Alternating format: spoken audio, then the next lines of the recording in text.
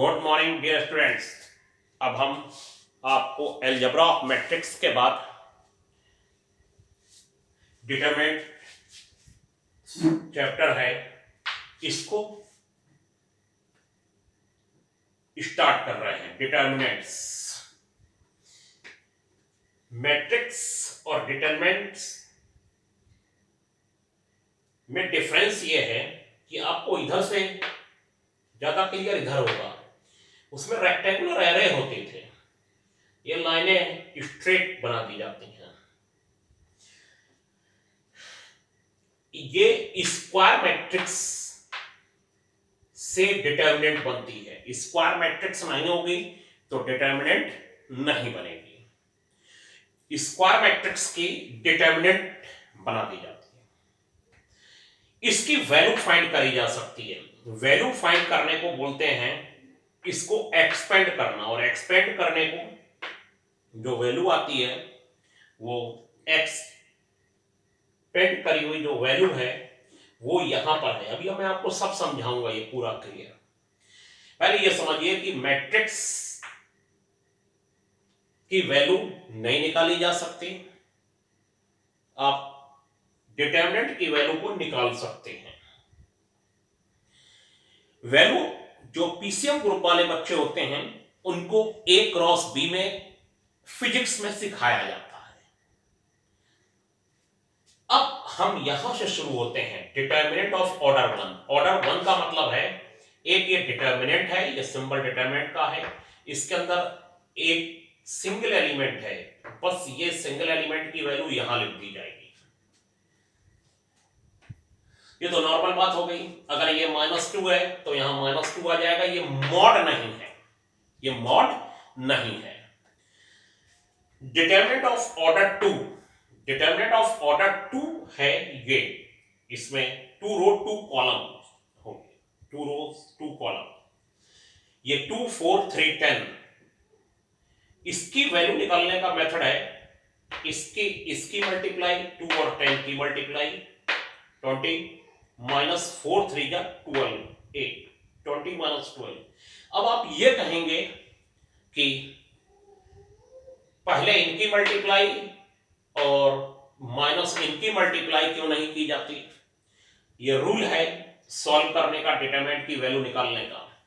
अब हम लोग डिटरमिनेंट ऑफ ऑर्डर 3 देखते हैं। बस पूरे चैप्टर में यही काम आएगा, पूरे चैप्टर में यही काम आएगा।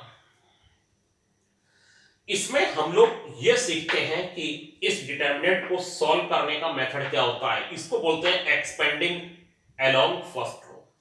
किसी भी डिटरमिनेंट को first row, second row, third row, first column, second column, third column के अलोंग एक्सपेंड किया जा सकता है, और हर बार वैल्यू सेम ही आएगी, लेकिन आपको सीखना बहुत जरूरी है। Expanding along first row, first row ये A11, ये A12, ये A13, ये इस पोजीशन पर है A11, A12 और ये A13 पोजीशन पर है। आप पहले 2 लिख लीजिए। 2 लिखने के बाद ये रो और ये कॉलम छोड़ दीजिए, और आपको ये दिखाई दिया 6 7 2 3। उसे 2/2 की बिल्कुल सेम 2/2 की डिटरमिनेंट में लिख लीजिए। फिर आप 3 लिख लीजिए। ये माइनस कैसे आया वो बाद में बताएंगे। इस रो और इस कॉलम को छोड़ दीजिए, 5 7 8 3 आया। इसको 2/2 की डिटरमिनेंट में लिख लीजिए। फिर 4, इस रो और इस कॉलम को छोड़ दिया, 5 6 8 2 आया। इसको 2/2 बिल्कुल सेम उठा के वहां पर रख लीजिए। अब ये A11 first row first column का एलिमेंट है। First row first column means होगा 1 1 1 और 1 का अगर आप सम करें तो वो इवन होगा। अगर रो और कॉलम का सम इवन होता है तो यहां प्लस दे दीजिए। ये A12 है, रो और कॉलम का सम ऑड होता है तो यहां माइनस दे दीजिए। ये A13 1 1 1 2 1 3, A13 1 और 3 का सम 4 होता है इवन, तो यहां प्लस दे दीजिए। इस 4 के लिए नहीं बोल रहा हूं मैं, इसको प्लस देने के लिए इस रो और इस कॉलम के नंबर्स की ऐड करके जो वैल्यू आएगी अगर वो इवन है तो यहां प्लस दे दीजिए। प्लस माइनस प्लस, लोग ऐसे भी समझ लेते हैं। अगर फर्स्ट रो के अलोंग एक्सपेंड कर रहे हैं, 6 3 जा 18, 7 2 जा 14, 18 माइनस 14 4 होता है। फिर -3, 5 3 जा 15, 8 7 जा 56, -41 होता है। ये देखिए -41, 56 -15 -41, फिर 4 5 2 जा 10, 6 8 जा 48, -38 होता है। और -38 की मल्टीप्लाई 8 4 जा 32, 4 3 जा 12 और 3 15। और ये देखिए मैंने ऐड करके लिख दिया है 152 और 123 और 8 ऐड हुआ 131 माइनस 152 आ गया 21, और वो भी माइनस का। तो ये इसके डिटरमिनेंट को एक्सपेंड करने के बाद जो वैल्यू आई वो लिख दी गई है। अब हम आपको ये बताएंगे कि अगर आप ये काम करेंगे कि एक्सपेंडिंग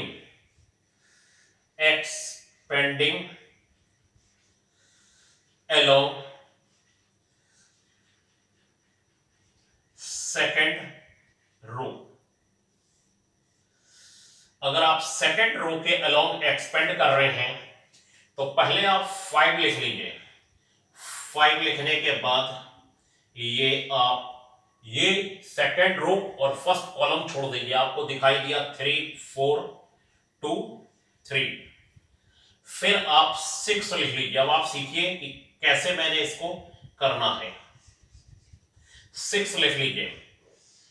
फिर आप ये सेकंड रो और सेकंड कॉलम छोड़ दीजिए। 2 4 8 3 दिखाई दिया, 2 4 8 3।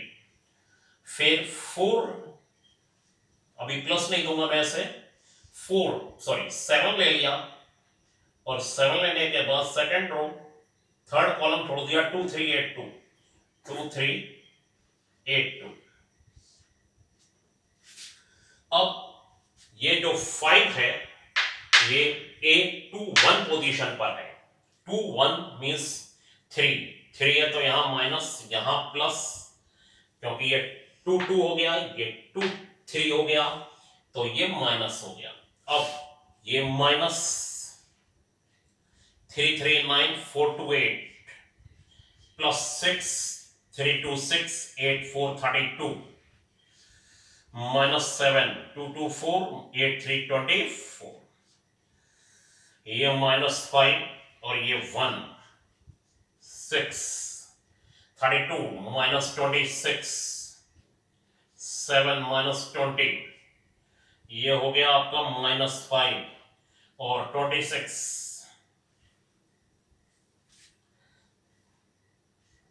156 140, ये हो गया -161 प्लस